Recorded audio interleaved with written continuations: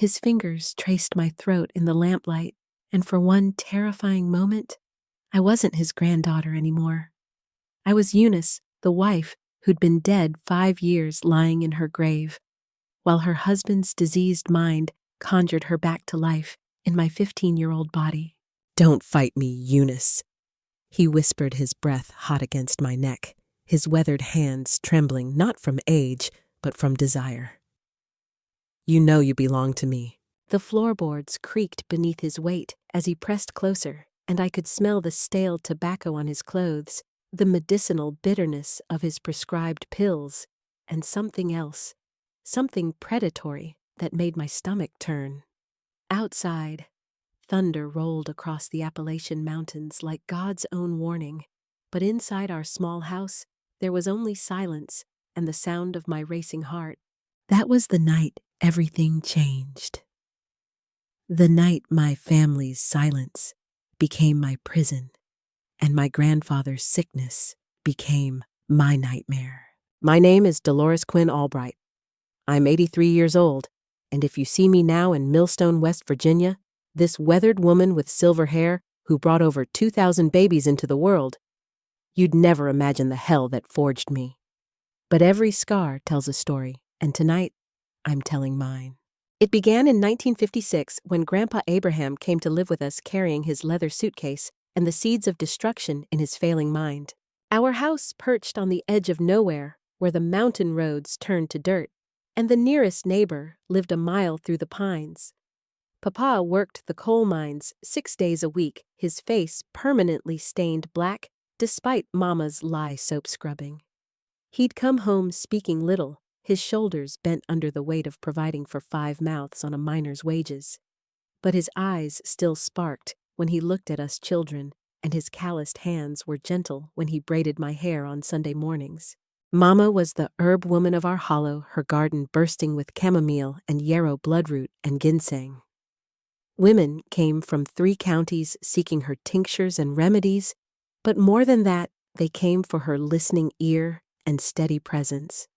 She had a way of making any burden seem lighter, any problem solvable with the right combination of plants and prayers. "The earth provides everything we need," she'd tell me as we worked among the rows of healing herbs. "You just have to know how to ask." My brothers John and Anthony were typical mountain boys, strong-backed from splitting wood, sure-footed from climbing rocky ridges, quick-tempered when their honor was questioned. John, the eldest at 20, had Papa's quiet strength and Mama's gentle heart. Anthony, just 2 years older than me, possessed a wild streak that worried our parents, but made him the most fun companion a girl could want. We weren't rich, few families in our hollow were, but we were whole. Sunday dinners around Mama's scarred oak table, evening stories by the fireplace, summer nights catching fireflies, while the whippoorwills called from the forest. Love lived in our house like another member of the family taken for granted because it had always been there, until the disease crept into Grandpa's mind like fog filling a valley, and everything familiar became strange and dangerous. "He can't live alone anymore," Papa announced one April evening, his voice heavy with the weight of unwanted responsibility. The mine had been particularly dangerous that week. A cave-in that killed 2 men, and Papa's face showed the exhaustion of a man carrying too many burdens. "Dr. Matthews says the forgetfulness is getting worse. Mrs. Henderson found him wandering Main Street in his nightclothes at 3 a.m, looking for Grandma." Mama set down her mending, her needle suspended mid-stitch. "What exactly did Dr. Matthews say?" "Dementia." Papa replied the word falling between us like a stone into still water. "Says it's going to get worse before—" He didn't finish the sentence, but we all understood. Before it killed him or before it turned him into something unrecognizable. I was 15, more concerned with the upcoming church social and whether Tommy Harrison would ask me to dance than with family troubles. Grandpa Abraham had always seemed distant to me, a stern figure who owned the hardware store, spoke in Bible verses, and smelled of pipe tobacco and starched collars. During our infrequent visits to town, he'd pat my head absently and comment on how much I'd grown, but there was no warmth in it, no real recognition of who I was as a person. "The storage room will work once we clear it out," Mama said, already planning the upheaval. "I'll need to move the preserves to the cellar and find somewhere else for the winter quilts." "Are you sure about this?" John asked, his voice carrying the careful tone he used when questioning Papa's decisions. "Maybe there's somewhere else he could go. An old folks' home or—" "With what money?" Papa's voice cracked like a whip. "You know what I make at the mine. It's barely enough to keep food on this table and clothes on your backs. A nursing home costs more than I earn in 6 months." The conversation ended there, as our family discussions usually did, with Papa's word as final law. But something in his eyes suggested he was as afraid of this decision as the rest of us, though, for reasons none of us could have imagined. Grandpa Abraham arrived on a gray morning when the mountain mist hung low and thick, making the world seem smaller and more threatening. Papa and my brothers loaded his few possessions from Sheriff Coleman's truck: a battered suitcase, a wooden chest that had belonged to my grandmother, and a rocking chair worn smooth by decades of use. He stood in our front yard like a scarecrow, his once tall frame stooped and trembling, his eyes vacant and confused. The man who had commanded respect throughout Millstone now looked fragile enough to blow away in a strong wind. "Where's Eunice?" were his first words, spoken to no one in particular. "She said she'd meet me here." Mama approached him slowly, her voice gentle as she'd use with a frightened animal. "Abraham, I'm Isabella, Jerome's wife. Eunice passed away 5 years ago, remember? You're going to stay with us for a while?" His rheumy eyes focused on her face, then shifted to survey our modest home with obvious disappointment. "This isn't right," he muttered. "Eunice wouldn't live in a place like this." I felt a chill that had nothing to do with the morning air. Something in his voice, in the way he looked at our house and at me, suggested that his confusion ran deeper than simple forgetfulness. There was an anger there, a resentment that seemed directed at all of us for failing to be something we'd never pretended to be. The first weeks passed in a haze of adjustment and careful navigation. Grandpa would wander the house at all hours, opening doors and drawers as if searching for something he'd lost. He'd call Mama by his long-dead housekeeper's name, ask Papa about hardware store customers who'd been buried for decades, and stare out the windows as if expecting visitors who would never come. But it was the way he looked at me that made my skin crawl. I'd be helping Mama with the washing hanging sheets on the line behind the house when I'd feel eyes on me. I'd turn to find him standing at his bedroom window, his gaze fixed on me with an intensity that seemed to burn through glass and fabric alike. When our eyes met, he wouldn't look away. Instead, he'd smile, not the vacant expression of a confused old man, but something calculating and hungry. "Eunice," he'd call out, his voice carrying across the yard. "Come inside, darling. I want to show you something." "That's Dolores, Dad," Papa would correct him gently. "Your granddaughter. Eunice is gone." But Grandpa would just keep smiling, as if he knew a secret the rest of us hadn't figured out yet. The incidents began small, almost innocent enough to dismiss. He'd accidentally walk into my room while I was changing clothes, his apologies profuse, but his eyes lingering too long on my developing body. He'd brush against me in the narrow hallway that connected the bedrooms, his hands finding excuses to touch my waist, my shoulders, my hair. "You smell just like her," he'd whisper so quietly that only I could hear. "Just like my Eunice when she was young." I'd pull away, my cheeks burning with shame and confusion, but he'd already be shuffling off as if nothing had happened. When I tried to tell Mama about these encounters, she'd give me the same patient explanation she'd offered a dozen times before. "He's sick, honey. The disease makes him confused about time and people. He doesn't mean any harm." But harm was exactly what I felt in those moments, a violation that went beyond simple confusion, a sense that something precious was being taken from me, one awkward encounter at a time. The situation escalated on a humid June evening, when thunderstorms were building over the mountains like dark promises. Papa and my brothers had gone to the church for a deacon's meeting, leaving Mama, Grandpa, and me alone in the house. Mama was in the kitchen preparing tomorrow's bread, her hands buried in dough and flour. I was in my room reading by lamplight and trying to ignore the oppressive heat that made my thin nightgown stick to my skin.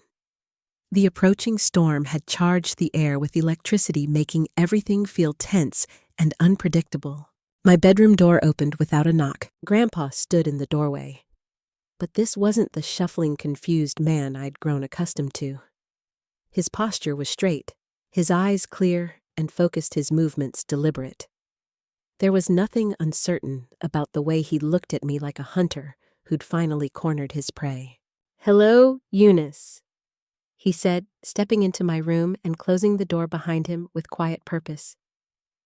"I've been waiting for us to be alone." My book fell from nerveless fingers. "Grandpa, it's me, Dolores, your granddaughter. You're confused again." He smiled, and it was the most terrifying expression I'd ever seen.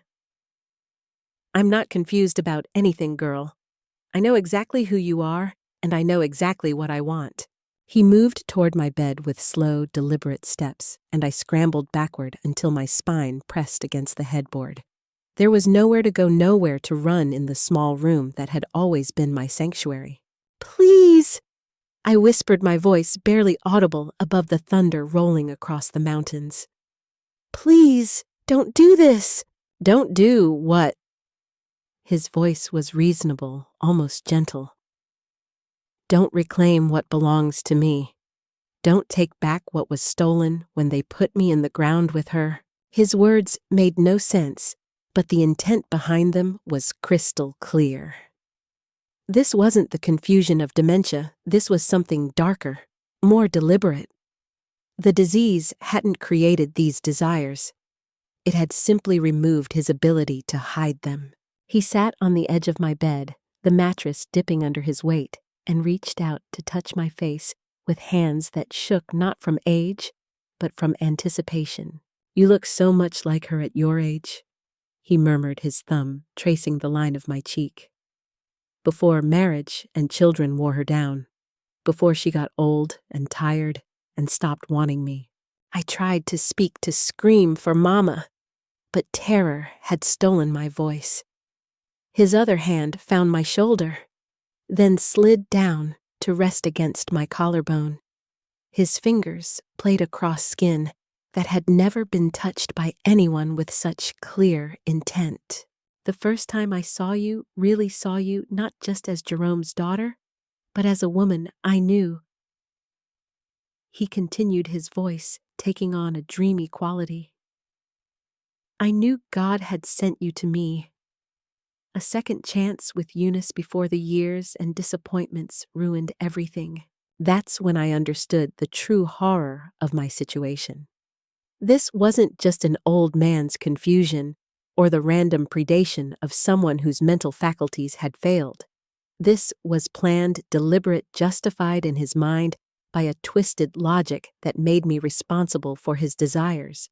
The sound of Mama's voice calling from the kitchen broke the spell that had held me frozen. "Dolores, is your grandfather in there with you?" Grandpa's hand moved to cover my mouth before I could answer, his palm rough against my lips. "Don't," he whispered, his breath hot against my ear. "Don't spoil this moment for us." But the interruption had given me the strength I needed. I bit down hard on his palm, tasting blood and tobacco, and when he jerked back with a curse, I found my voice. "Mama," I screamed, the sound ripping from my throat like a physical thing.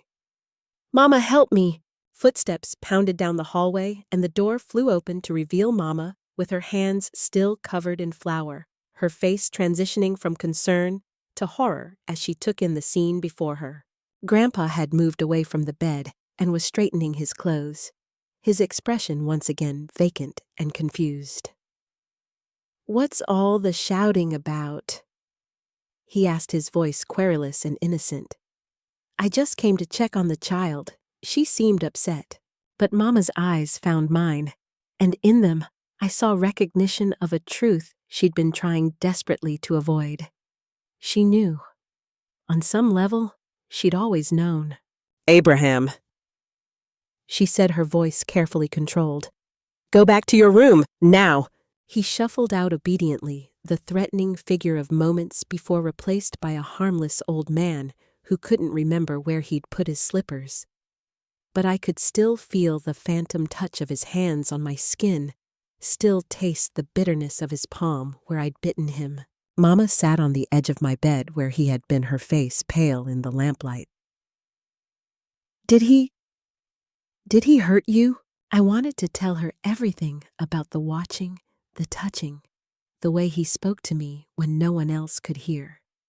But the words stuck in my throat, tangled up with shame and confusion, and the terrible certainty that somehow I was to blame. He called me Eunice, I finally managed. And he touched me. Here. I placed my hand on my collarbone where his fingers had rested. Mama's face crumpled, and she pulled me into her arms with desperate force. I'm sorry, she whispered into my hair. I'm so sorry. I should have seen, should have known. Well, what do we do now? I asked, my voice muffled against her shoulder. She was quiet for a long moment, and when she spoke, her words carried the weight of impossible choices. We'll be more careful. You won't be alone with him anymore. And maybe it's time to talk to your father about other arrangements. But even as she made these promises, I could hear the doubt in her voice. Papa worked long hours at the mine, my brothers had their own responsibilities, and Mama couldn't watch both Grandpa and me every moment of every day. We were trapped by circumstances beyond our control, and all of us knew it. That night, for the first time in my life, I locked my bedroom door. The weeks that followed were a careful dance of avoidance and vigilance. Mama made excuses to keep me by her side during the day, and Papa arranged for Anthony to stay home from his job at the sawmill to help watch Grandpa. But our family life had been fundamentally altered, transformed from easy comfort to constant tension. Grandpa seemed to sense the change in our behavior, and it made him more agitated. He'd pace the house at night, trying door handles and muttering under his breath. During the day, he'd watch me with those calculating eyes, waiting for his opportunity. She's teasing me, he told Papa one morning at breakfast, his voice clear and accusatory. Walking around in those clothes, swaying her hips like a woman grown? She knows what she's doing to me. I wasn't doing anything differently than I'd always done, but his words made me feel dirty responsible somehow, for desires I didn't understand and certainly hadn't encouraged. Dad, that's enough, Papa said firmly. Dolores is a child. She's your granddaughter. Is she... Grandpa's eyes glittered with something that might have been malice or madness, perhaps both. Because she sure doesn't look like any child I remember. And the way she looks at me like she's waiting for something. I don't look at you anyway, I protested, my voice cracking with frustration and fear. I try not to look at you at all. The admission hung in the air like smoke, revealing more than I'd intended about the state of our household. Papa's face flushed with anger and embarrassment while Mama busied herself with clearing dishes to avoid meeting anyone's eyes. It was Anthony who broke the uncomfortable silence. Maybe we should ask Dr. Matthews about stronger medicine? He suggested, his young voice trying to sound mature and reasonable. Something to keep him calmer. And turn him into a vegetable, Papa snapped. He's still my father, whatever else is happening here. But something in Papa's voice suggested he was running out of alternatives, running out of ways to balance his duty to his father with his responsibility to protect his daughter. The breaking point came 2 weeks later on my 16th birthday. October 15th, 1957 dawned crisp and clear, with the maple trees on the mountainside showing off their autumn colors like God's own party decorations. Mama had been planning my celebration for weeks, my first real birthday party, now that I was old enough to be considered a young woman rather than a child. She'd invited the girls from church, spent precious money on ingredients for a chocolate cake, and even convinced Papa to buy me a new dress from the dry goods store in town. It was blue cotton with tiny white flowers, the most beautiful thing I'd ever owned, and when I put it on that morning, I felt transformed. "You look so grown up," Mama said, her eyes bright with tears of pride and something that might have been fear. "My little girl is becoming a woman." The party was scheduled for the afternoon, but the morning was mine to enjoy my new dress and the delicious anticipation of celebration. Papa and my brothers had gone to check on a section of fence that needed repair planning to return in time for the festivities. Mama was in the kitchen putting finishing touches on the cake and preparing food for our guests. I was in my room practicing dance steps I'd learned from my friend Teresa and admiring myself in the small mirror above my dresser when I heard my bedroom door open. I turned, expecting to see Mama with some request for help, but instead found Grandpa standing in the doorway. This time, there was no pretense of confusion or innocent intention. His eyes were clear and predatory, his posture that of a man who'd made a decision and intended to see it through. "Happy birthday, Eunice," he said, stepping into my room and closing the door behind him with deliberate care. "You look beautiful in that dress, just like on our wedding day." Fear flooded my body like ice water, but this time I was ready for it. "Get out," I said, my voice stronger than I felt. "Get out of my room, right now." He smiled, and it was the smile of a man who knew he held all the power. "I don't think so. We've been dancing around this long enough, don't you think, playing these games pretending you don't want what I want?" He moved toward me with slow, deliberate steps, and I backed away until I hit the wall beside my window. The glass was open to let in the October air, and I could hear Mama humming in the kitchen below, completely unaware of the predator who'd cornered her daughter above. "Mama!" I called out, my voice cracking with desperation. "Mama, I need you!" But Grandpa was faster than his age suggested. His hand clamped over my mouth with surprising strength, and his body pressed against mine, pinning me to the wall. "She can't hear you," he whispered, his breath hot against my ear. "She's too busy with her preparations, and even if she could do, you really think she'd choose you over me, her husband's father, the man who put the roof over her head?" His words were like poison seeping into the cracks in my confidence and making me doubt everything I'd believed about my family's love and protection. His free hand began to roam over my body, and I realized with sick certainty that this time there would be no interruption, no rescue. What happened next was the longest and most terrible hour of my life. His hands tearing my beautiful new dress, the dress Papa had bought with money we couldn't spare, the dress that was supposed to make me feel special on my 16th birthday. His weight crushing me to the floor, stealing my breath and my innocence with equal brutality. His voice in my ear whispering endearments meant for a dead woman while he destroyed everything pure and hopeful left in me. I fought. God help me, I fought with everything I had. I clawed at his face, leaving bloody scratches that would be impossible to explain. I bit his hands until I tasted blood. I tried to knee him where I knew it would hurt most, but he was strong, desperate, and fueled by months of pent-up desire that had been festering in his diseased mind. When it was finally over, he stood up and straightened his clothes as if he'd just finished reading the newspaper. I lay curled on the floor in the ruins of my birthday dress, bleeding, and broken my childhood scattered around me like shattered glass. "Clean yourself up," he said, his voice cold and businesslike. "Get rid of that dress and don't even think about telling anyone what happened here."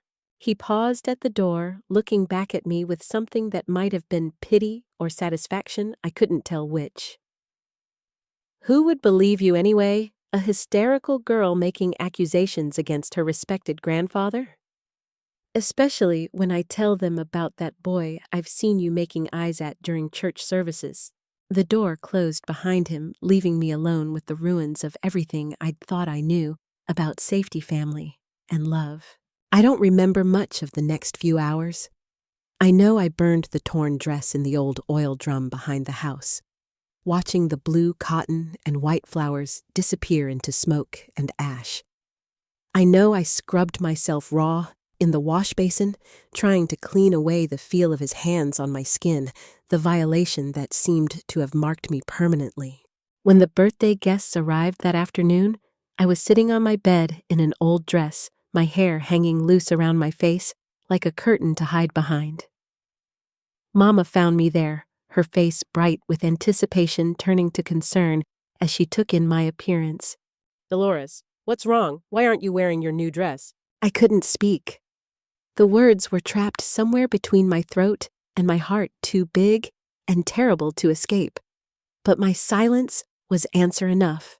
Her face went white, and she sank onto the bed beside me. Oh, honey. Oh, my sweet girl. What did he do? The birthday party was canceled with hasty excuses about sudden illness. Our guests departed with expressions of concern and barely concealed curiosity, sensing that something significant had happened, but unable to guess its true nature. When Papa and my brothers returned from their fence repair, they found our house transformed. The celebration preparations had been cleared away, the cake sat untouched on the kitchen counter, and Mama sat beside my bed, holding my hand while I stared at nothing. Papa took one look at the scene and sank into the chair by my window as if his legs wouldn't hold him anymore. Jesus Christ, he breathed. What happened here? Mama told him in whispers while I lay there numb and hollow. I watched my father's face cycle through disbelief rage, and finally a grief so profound it seemed to age him 10 years in 10 minutes. Where is he? Papa's voice was deadly quiet, and I heard murder in it.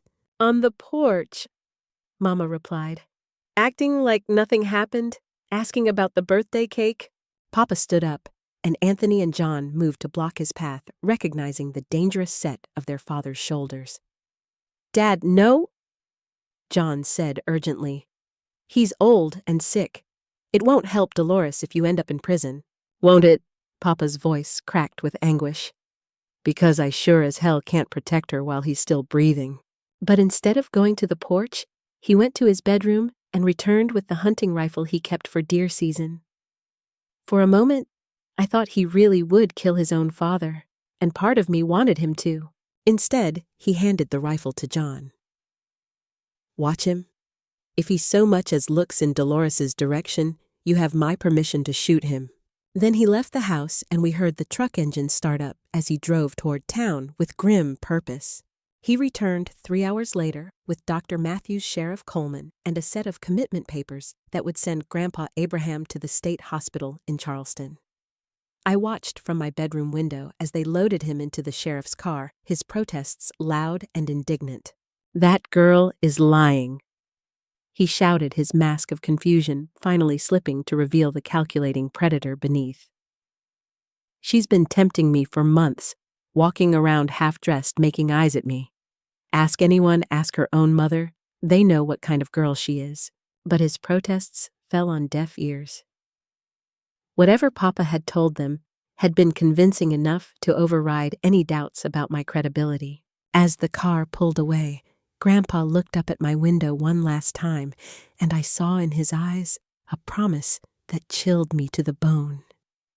This wasn't over, his expression seemed to say. Somehow, someday, he would make me pay for destroying his carefully constructed facade.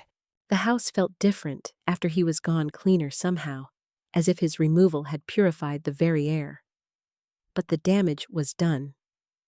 The family I'd known and loved was broken, perhaps beyond repair. Papa sold our best farmland to pay for Grandpa's hospital care, sacrificing his dreams of expansion to ensure the man who'd hurt me received proper medical attention. The irony wasn't lost on any of us. We were impoverishing ourselves to care for my abuser. Mama aged overnight, the weight of her guilt carving lines in her face that hadn't been there before. She'd failed to protect me when I needed her most, and that knowledge sat in her eyes like a permanent shadow. My brothers walked around like beaten dogs, unable to meet my gaze, carrying their own guilt for not being there when it mattered. John especially seemed haunted by the knowledge that his presence might have prevented the assault. And me, I learned to live with the constant ache of betrayal, not just from Grandpa, but from the family system that had failed to prioritize my safety over his comfort. The nightmares came every night for months. I'd wake up screaming, my sheets soaked with sweat, while Papa kept his rifle by his bed, ready for threats that would never come. Mama would sit with me until dawn, singing lullabies that couldn't erase what I'd endured, but somehow made the darkness a little less overwhelming. At school, I became a ghost. My grades plummeted as I struggled to concentrate on lessons. When every male voice made me flinch, every unexpected touch sent me into panic. My teachers noticed the change, but attributed it to typical teenage problems, never suspecting the truth that was slowly eating me alive. Teresa, my best friend since childhood, tried repeatedly to reach me. "What happened to you, Dolores? You're different. You're scared all the time." "Nothing," I'd reply, the lie bitter on my tongue. "I'm just tired." But it wasn't nothing. It was everything. It was the death of innocence, the shattering of trust, the terrible knowledge that the people who were supposed to protect you could fail you when you needed them most. The turning point came 6 months later, in the spring of 1958, when something happened that would change the trajectory of my entire life. I was helping Mama in her herb garden, mechanically pulling weeds while she harvested chamomile for her tinctures, when Miss Louise Walker arrived for one of her regular visits.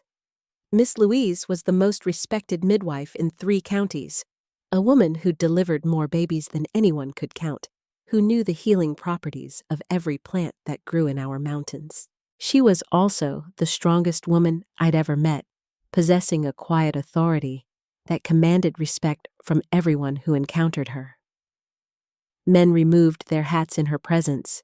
Women sought her counsel on matters ranging from difficult pregnancies to abusive husbands, and children instinctively trusted her gentle but no-nonsense manner. I watched from the garden as she and Mama discussed difficult cases, their voices full of confidence and specialized knowledge.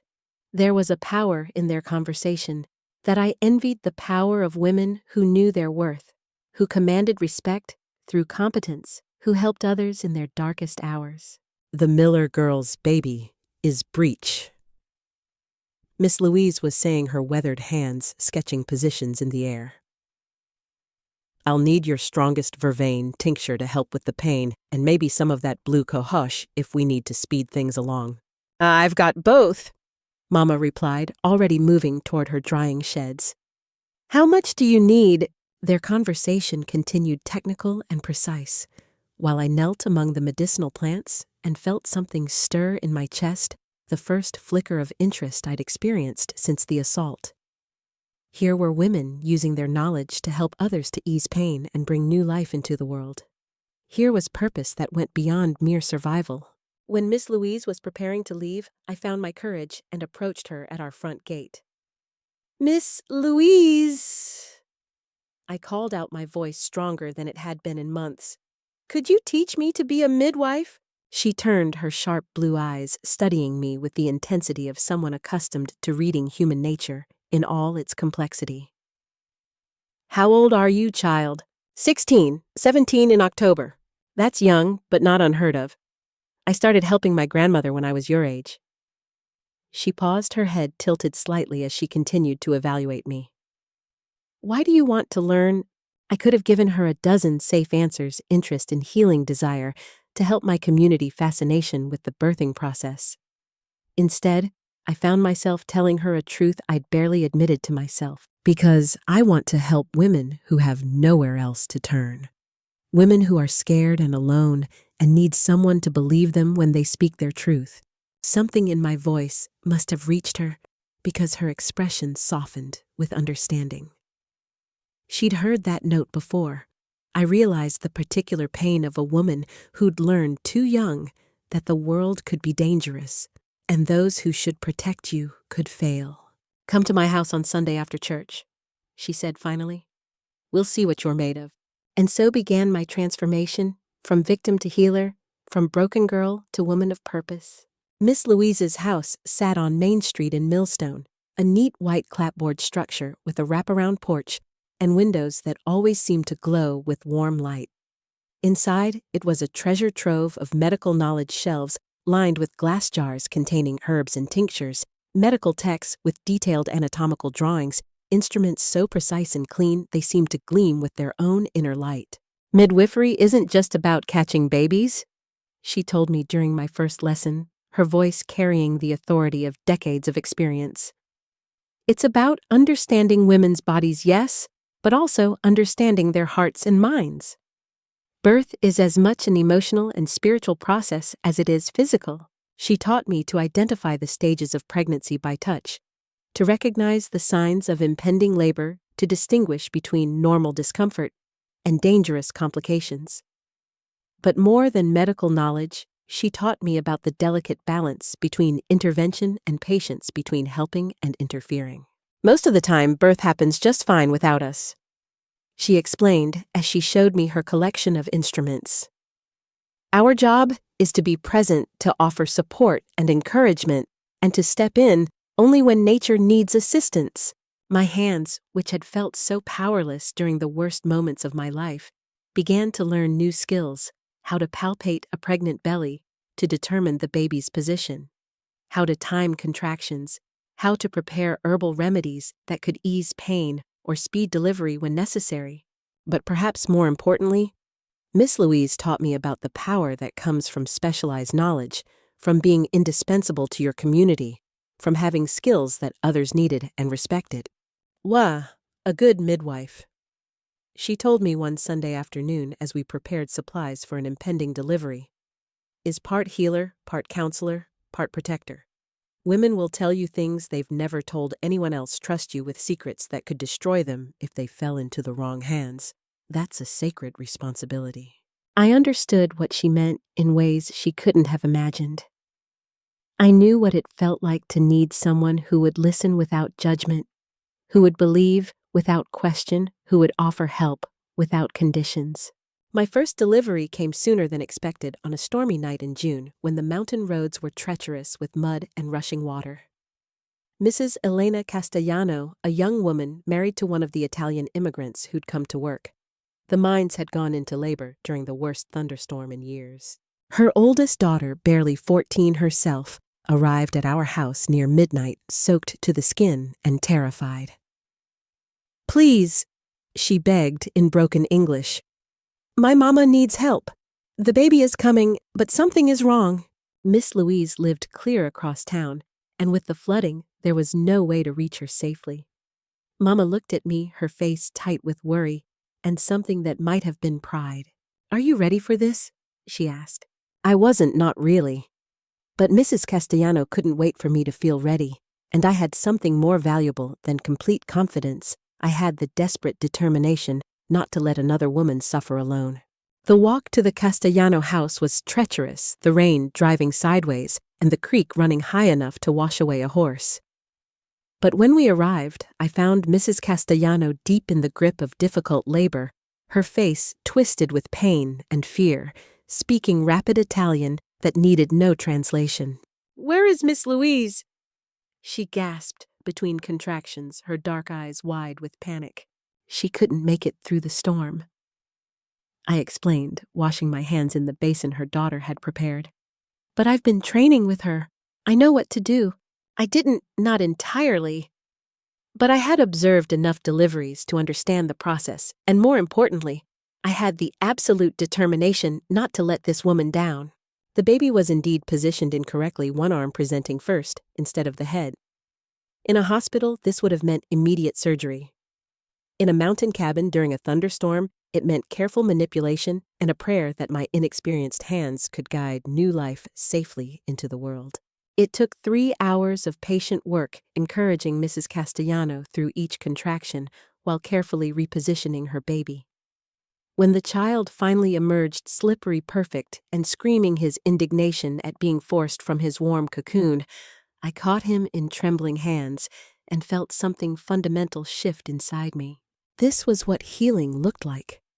This was what it meant to transform pain into purpose, to use your own suffering as a bridge to understanding others' needs. Grazie, Mrs. Castellano whispered as I placed her son on her chest, tears streaming down both our faces. Grazie mille. Thank you. Thank you 1,000 times. The words followed me home through the storm, echoing in my heart like a prayer answered.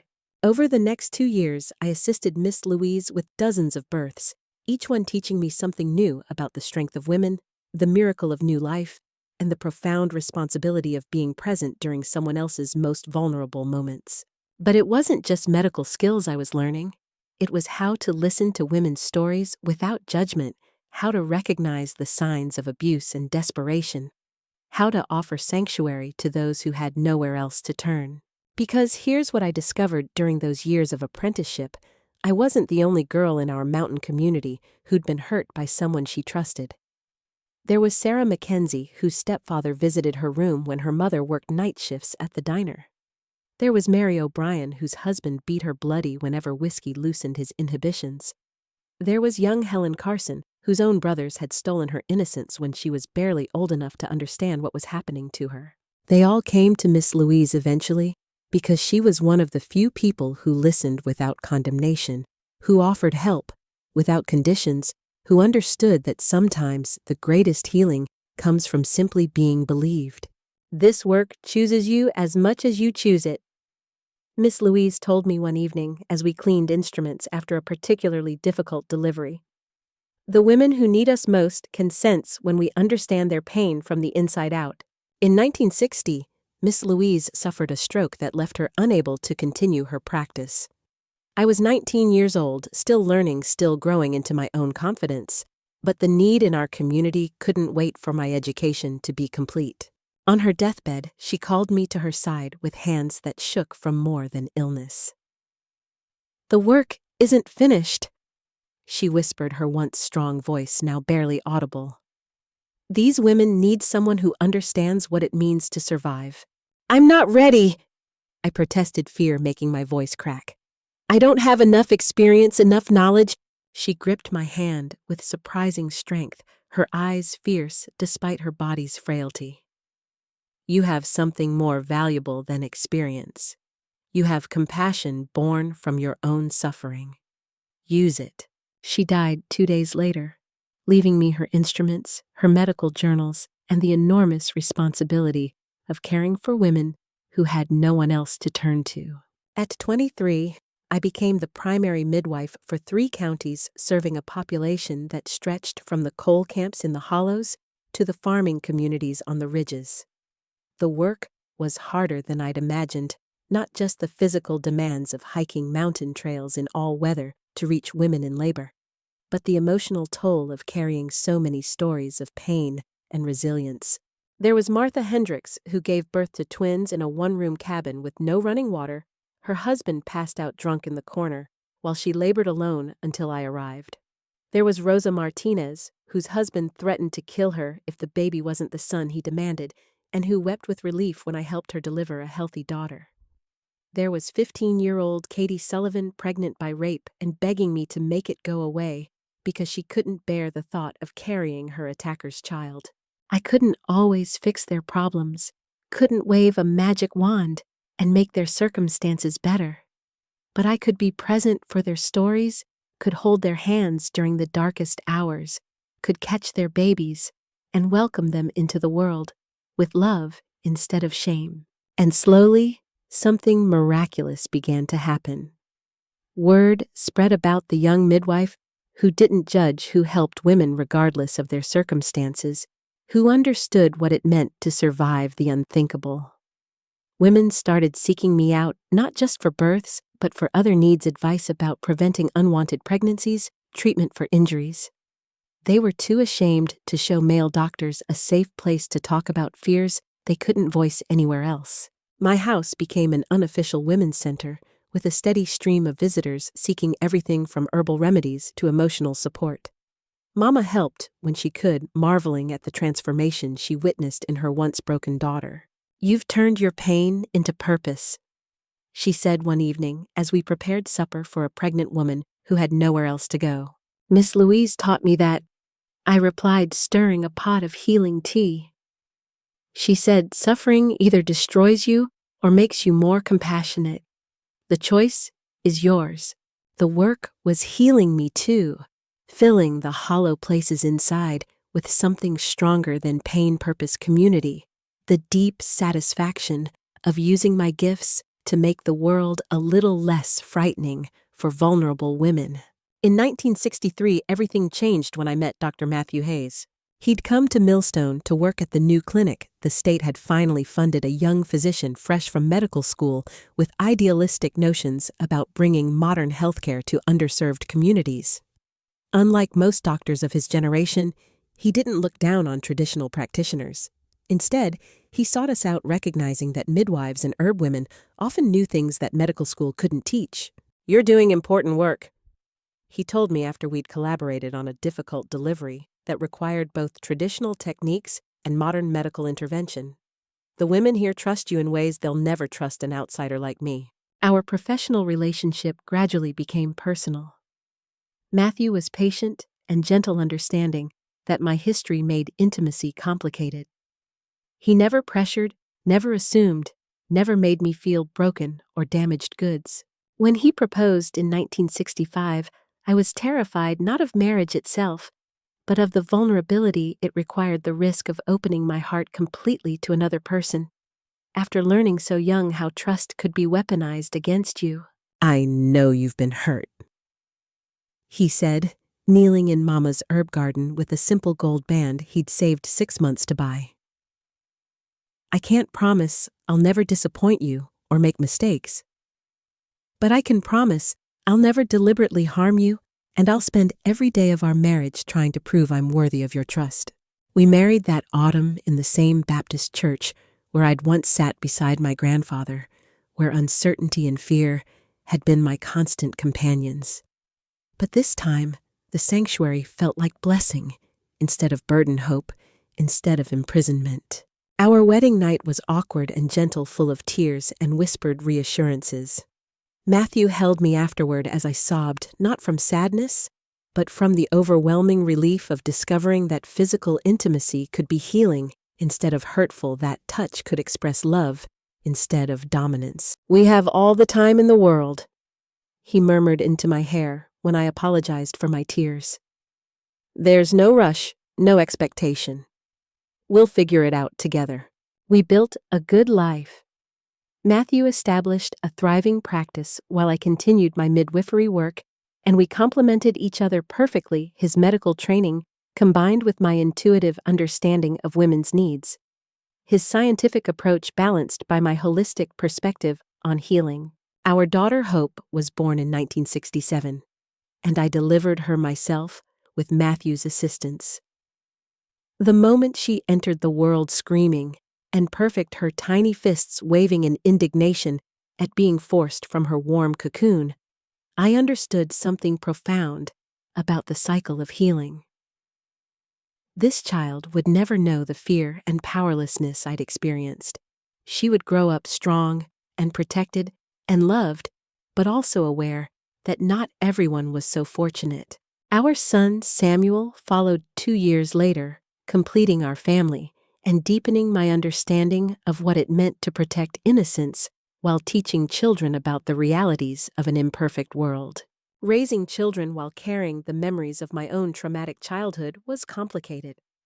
I was perhaps overprotective, hypervigilant about anyone who showed them unusual attention, suspicious of situations that might put them at risk. But I was also determined to break the cycle of silence that had nearly destroyed me. If anyone ever makes you feel uncomfortable, I told them from the time they could understand words, you tell me immediately. It doesn't matter who they are, what they say, or how they try to convince you it's normal. Your body belongs to you, and no one has the right to touch you in ways that make you feel scared or confused. As they grew older, I told them age-appropriate versions of my story, helping them understand why Mama sometimes had nightmares, why certain topics made me sad, why our house was always open to women who needed safe harbor. Bad things happened to Mama when she was young. I explained when Hope was 8 and curious about why I sometimes cried during certain movies. People who should have protected me failed to do so, but I chose to use that experience to help other people to make sure they don't have to face their troubles alone. "Did it make you stronger?" she asked with the directness of childhood. I considered the question carefully, wanting to give her an honest answer. It made me different. Whether that's stronger or just more careful, I'm not sure.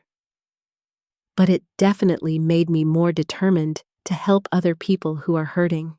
By 1975, I'd delivered over 1,000 babies, and my reputation had spread far beyond our mountain community. Women traveled from neighboring states to have their babies with the midwife who understood, who created an atmosphere of respect and dignity around birth, who treated each woman as an individual with unique needs and circumstances. But success brought new challenges. The medical establishment was becoming increasingly hostile to midwifery, with new regulations and licensing requirements designed to push traditional practitioners out of business. Hospital administrators resented losing delivery fees to uneducated midwives, and some doctors actively campaigned against us, claiming we were dangerous amateurs who put lives at risk. The confrontation came to a head in 1976 when I was arrested for practicing medicine without a license. The incident began with a routine delivery, Mrs. Janet Kowalski, a miner's wife, expecting her 4th child. The labor progressed normally until the final stages, when complications arose that required emergency transport to the hospital. Both mother and baby survived and thrived, but Dr. Richard Pemberton, the hospital's chief of obstetrics, filed a complaint against me, claiming I'd exceeded my authority and endangered lives. The trial was a nightmare that lasted 3 days and felt like 3 years. Lawyers questioned my competence, my training, my right to practice an ancient art that women had been performing for millennia. The prosecutor painted me as a dangerous amateur who put lives at risk out of stubborn pride and ignorance of modern medical advances. "Mrs. Hayes," he said during his closing argument, his voice dripping with condescension, "may believe she's helping these women, but good intentions don't qualify someone to make life-and-death medical decisions. Would you trust an unlicensed mechanic to fix your car? Would you hire an unlicensed electrician to wire your house? Then why should we allow an unlicensed midwife to deliver our babies?" But the defense presented a different picture. Community members testified about the hundreds of successful deliveries I'd attended, the lives I'd saved, when doctors weren't available, the compassionate care I'd provided to women who couldn't afford hospital births. Matthew took the stand to explain how my instincts had saved lives in situations where protocol might have failed, how my understanding of natural birth processes complemented rather than competed with modern medical knowledge. Mama, now elderly but still fierce, testified about my training and dedication, describing how I'd transformed from a broken girl into a healer who served women others wouldn't help. But the most powerful testimony came from an unexpected source, my own daughter Hope, now 9 years old, and determined to defend her mother. "My mama helps ladies have babies," she told the courtroom with the absolute confidence of childhood truth. "She makes them feel safe when they're scared. She catches the babies when they're ready to come out. And she never turns anyone away, even when they can't pay money." The judge, a practical man who'd grown up in coal country and understood the realities of rural healthcare, acquitted me of all charges. But his warning was clear: the old ways were dying, and I needed to adapt or face continued legal challenges. So I adapted. At 35, I enrolled in nursing school, determined to gain the credentials necessary to continue my work legally. It was humbling to sit in classrooms with students half my age, learning to chart medications and calculate dosages, when I already knew how to save lives with my bare hands and intuitive knowledge. But I persevered, graduating in 1978 with a nursing degree that finally gave me legal standing to practice. More importantly, it gave me the knowledge to combine traditional midwifery with modern medical techniques, creating a practice that honored both ancient wisdom and contemporary safety standards. In 1981, with Matthew's help and a loan that took us 15 years to repay, I opened the Appalachian Women's Center, a clinic specifically designed to serve the needs of mountain women who'd been neglected by mainstream healthcare. We offered everything from prenatal care to family planning services, from domestic violence counseling to job training programs. But at the heart of it all was the simple principle Miss Louise had taught me decades earlier. Listen to women's stories, believe what they tell you, and help them find their own strength. The center became a beacon for women throughout the region. We delivered nearly 100 babies a year, provided healthcare to families who couldn't afford private doctors, and offered sanctuary to women fleeing abusive situations. Our reputation spread, and soon we were training midwives from across the country, teaching both traditional techniques and modern medical knowledge. It wasn't always easy. We faced constant funding challenges, political opposition from conservative community members who thought we were corrupting their daughters with information about birth control and women's rights, and the endless bureaucracy of running a medical practice in an increasingly regulated environment. But every healthy baby, every woman who left an abusive marriage, every girl who learned she had choices in life, made the struggles worthwhile. In 1985, something happened that brought my past rushing back with painful clarity and unexpected revelation. I was working late at the center, updating patient files and preparing for the next day's appointments, when Sheriff Coleman's son David brought me news that would shake the foundations of everything I thought I knew about my family's story. "We found your grandfather's body this morning," he said, his young face grave with the weight of difficult news. "Heart attack in his sleep. The hospital said he'd been asking for someone named Dolores for weeks." I felt nothing at first. No grief, no relief, no sense of closure. Just a strange emptiness where emotions should have been, as if that part of me had been carefully locked away for so long that I'd forgotten how to access it. "There's more," David continued, shifting uncomfortably in his chair. "He left some things for you in his will, personal effects from his room." The box arrived 3 days later, a small wooden container that held the detritus of a wasted life. Photographs of Grandma Eunice, letters they'd written during their courtship, and a journal he'd kept during his final years at the state hospital. Most of the entries were incoherent ramblings about people and events from decades past, but one section dated just 6 months before his death was heartbreakingly clear. "The medicine they give me sometimes makes the fog lift for a few minutes, and in those minutes, I remember everything. I remember what I did to Dolores, my sweet granddaughter, who looked so much like Eunice when she was young. I can't make excuses anymore. I can't blame the sickness. In my lucid moments, I knew it was wrong, and I did it anyway. I destroyed an innocent girl because I missed my wife and was too weak to face my grief honestly. But that's not the worst part. The worst part is what I discovered about our family, what I learned in my last years of clarity that makes my crimes even more unforgivable. Isabella knew. My daughter-in-law knew what kind of man I was because it had happened before. Not the confusion of sickness, but the deliberate predation of power. Her own sister Mary had warned her years ago, told her about the night I cornered her, when she was barely 16, about how I'd used my position as head of the family to silence her afterward. Isabella married Jerome despite knowing what I was capable of thinking. She could manage the situation, protect her children through vigilance and careful management. But when the disease took away my restraints, she gambled with Dolores's safety rather than face the shame of admitting what she'd always known. She hoped the medicine would be enough, hoped they could manage just a little longer, hoped against hope that history wouldn't repeat itself. She failed, and I destroyed another innocent girl. God forgive us both because we can never forgive ourselves. I read that passage a dozen times, the words rearranging everything I thought I understood about my family's response to my situation. Mama had known. Not just suspected, not just feared, she had known exactly what kind of man Grandpa Abraham was, and she had allowed him into our house anyway.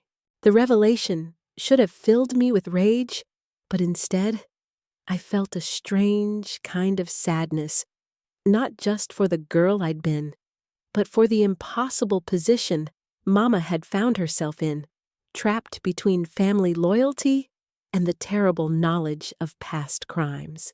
That night, I did something I'd never been able to do before I drove to my childhood home, where Mama still lived alone since Papa's death from black lung disease 3 years earlier. I found her in her garden, the same herb garden, where Miss Louise had first noticed my potential, where I'd learned to identify healing plants by touch and smell.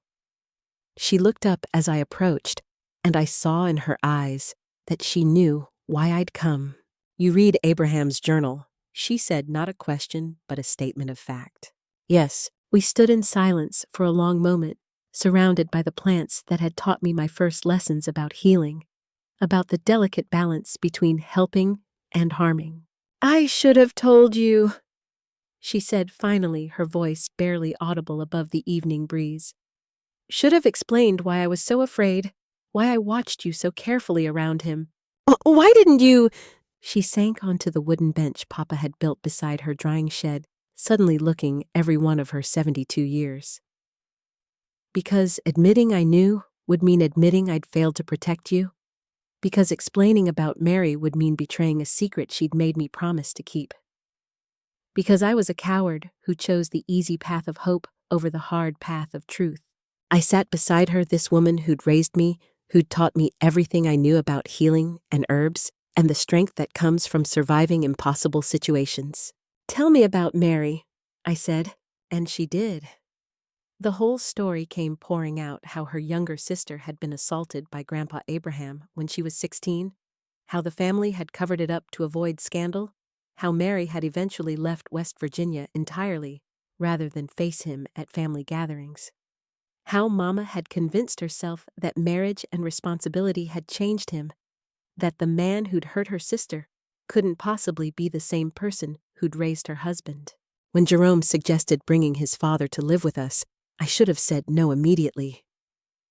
She continued, tears streaming down her weathered cheeks. Should have told him the truth about what Abraham had done. But I was ashamed of keeping Mary's secret, ashamed of doubting my husband's father, ashamed of my own cowardice. "So you gambled with my safety instead." "Yes." The word fell between us like a stone. "I gambled and lost, and you paid the price for my cowardice." We sat in silence as darkness fell around us, two women connected by blood and betrayal, by love and failure, by the complicated legacy of family secrets. "Can you forgive me?" she asked finally. I considered the question carefully, weighing decades of pain against the understanding that had come with age and experience. Mama had failed me, yes, but she'd also raised me, taught me, given me the foundation of strength that had carried me through the darkest times. "I forgive you," I said, and meant it, not because what you did was right, but because carrying hatred is exhausting, and because I understand now that you were as trapped by family loyalty and social expectations as I was by my age and powerlessness. She collapsed against me. Then this woman who'd always been my pillar of strength, weeping for the choices she'd made and the prices we'd both paid for them. That conversation changed something fundamental in our relationship. For the first time, we could talk honestly about what had happened, about the fears and failures that had shaped our family's response to crisis. It didn't erase the past, but it helped us both understand it in new ways. The 1990s brought new challenges and triumphs. Our children grew into remarkable adults. Hope became a social worker, specializing in child protection, while Samuel chose medicine like his father, focusing on family practice in underserved communities. Both of them carried forward the lessons they'd learned from our family story, becoming advocates for the vulnerable and voiceless in their own ways. The Women's Center expanded again, adding mental health services and a shelter for domestic violence survivors. We were serving over 500 families a year by then, with a staff of 15 and satellite clinics in 4 neighboring counties. I'd also begun teaching regularly, training a new generation of nurse midwives in techniques that combine traditional knowledge with modern medical practice. "Why is this work so important to you?" one of my students asked during a particularly challenging lesson about managing complicated presentations. "Because knowledge dies with the people who hold it," I explained, demonstrating the gentle manipulation that could turn a breech baby. These skills have been passed down from woman to woman for thousands of years. If we don't preserve them, they'll be lost forever. But it was more than preserving techniques. It was preserving a way of thinking about women's healthcare that honored their autonomy, respected their instincts, and treated birth as a natural process rather than a medical emergency requiring intervention. In 1995, on my 54th birthday, the community held a celebration to honor my 40 years of service. The courthouse square was filled with families I'd helped over the decades, mothers whose babies I'd delivered, women whose lives I'd saved, daughters who'd grown up knowing they had choices and voices that deserved to be heard. The mayor presented me with a key to the city, but the gift that meant the most came from an unexpected source, a letter from my childhood friend Teresa, now living in California with her own family. "Dear Dolores," she wrote, "I never knew what happened to you during our senior year of high school, but I knew something had broken your spirit. Seeing what you've accomplished, how you've turned your pain into a force for good in the world, fills me with admiration and love. You are the strongest woman I've ever known, and I'm proud to call you my friend." Strength. People kept using that word to describe me, but I'd never felt particularly strong. I'd felt determined, yes, and purposeful, occasionally brave, but not strong in the way people seem to mean it. Strength implied an inner force that could overcome anything, and I knew how close I'd come to being overwhelmed by circumstances beyond my control. What I had wasn't strength, it was stubbornness. A refusal to let the worst thing that happened to me become the defining thing about me, a determination to find meaning in suffering rather than be consumed by it. The new millennium brought unexpected heartbreak when Matthew was diagnosed with early-onset Alzheimer's at age 62. The cruel irony wasn't lost on either of us. The disease that had enabled my grandfather's abuse was now claiming the man who'd helped me heal from it. Watching Matthew's brilliant mind slowly disappear was agony, but it was also a strange kind of gift.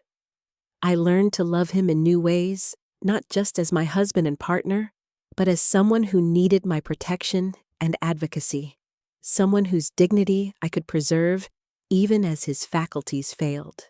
Unlike my family's response to Grandpa's illness, I made sure Matthew's care was built around respect and safety. I hired professional caregivers when his needs exceeded my abilities, adapted our home to ensure his comfort, and never once considered him a burden or allowed his condition to excuse inappropriate behavior. He died in 2008, surrounded by love and dignity, his hand in mine as he took his final breath. The funeral was packed with people whose lives he'd touched, patients he'd healed, colleagues he'd mentored, community members who'd benefited from his gentle wisdom and unwavering dedication to serving the underserved. At 67, I was alone for the first time in decades. My children, both married with families of their own, worried about me rattling around in our big house by myself. But I wasn't ready to retire from the work that had given my life meaning, wasn't ready to stop fighting for the women who still needed advocates and allies. I spent my final working years focusing on education and prevention, visiting schools to talk about healthy relationships and personal safety, training healthcare providers to recognize signs of abuse and respond appropriately, working with law enforcement to improve their handling of domestic violence cases. I also began writing in earnest, not just patient records and training materials, but the memoir that would become this story.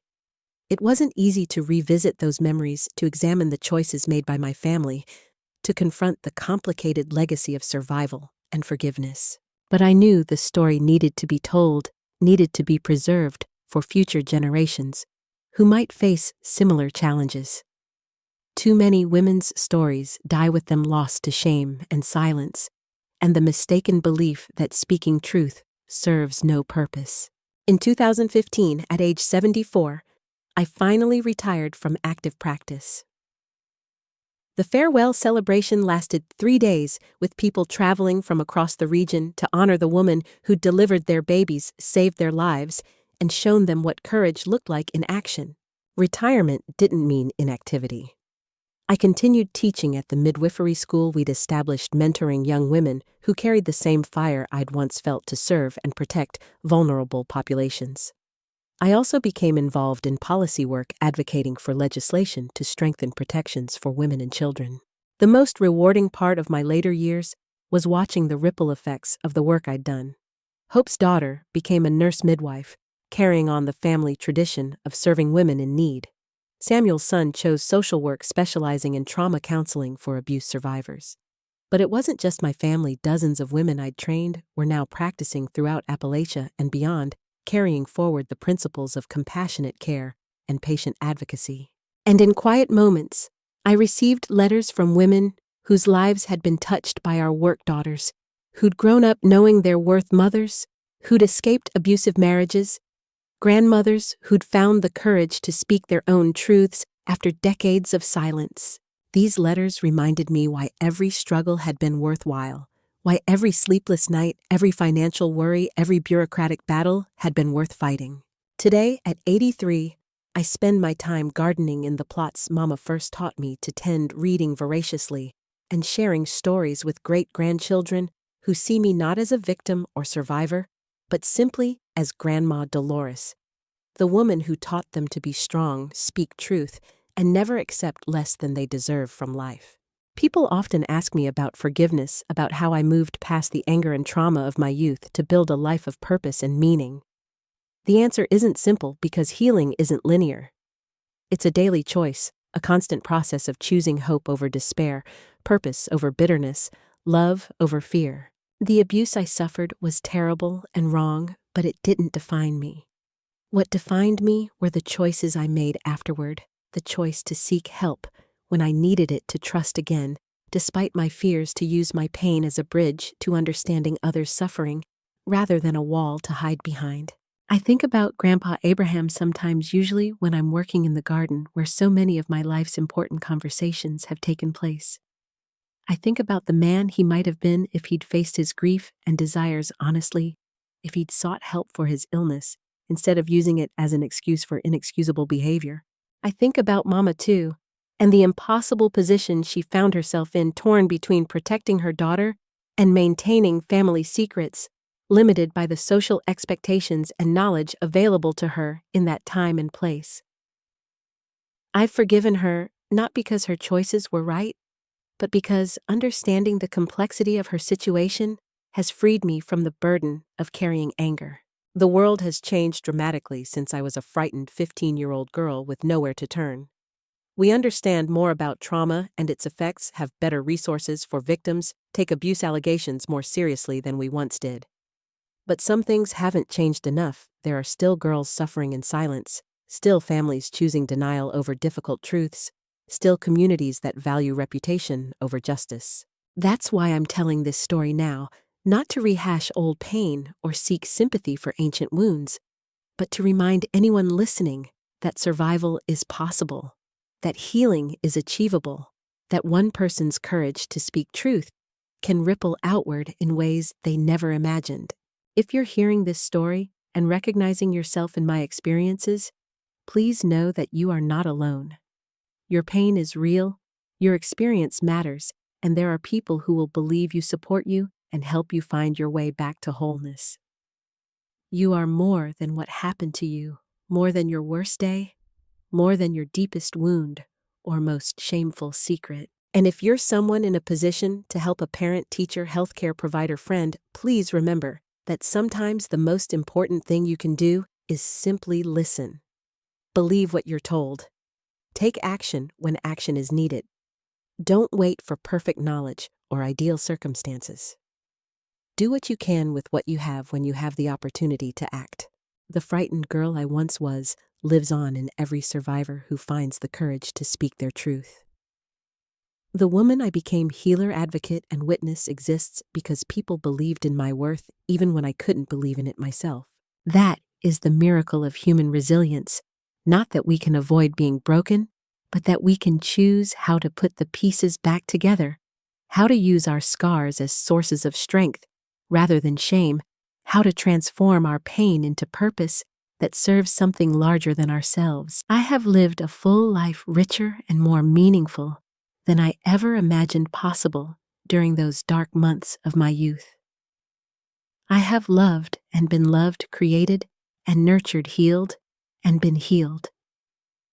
I have seen justice done not in the dramatic sense of courtroom victories, but in the quieter triumph of broken women finding their voices, of daughters growing up safer than their mothers, of communities slowly learning to value truth over comfort. Most importantly, I have learned that the strongest among us are not those who never fall, but those who fall and choose to rise again, who transform their scars into sources of wisdom, who use their suffering to prevent others' pain. This is my story, not of a victim defined by trauma, but of a survivor who chose to define herself through courage, compassion, and an unwavering commitment to ensuring that no one else would have to walk alone through their darkest valley. May it give you hope when hope seems impossible, strength when you feel broken, and the knowledge that no matter how dark, the night dawn always comes for those brave enough to wait for it and work toward it. May God bless each one of you who has listened to this difficult story, and may you find, as I found, light even in the darkest moments, strength even in the greatest weakness, and love even after the deepest wounds have been inflicted and slowly, carefully, patiently healed.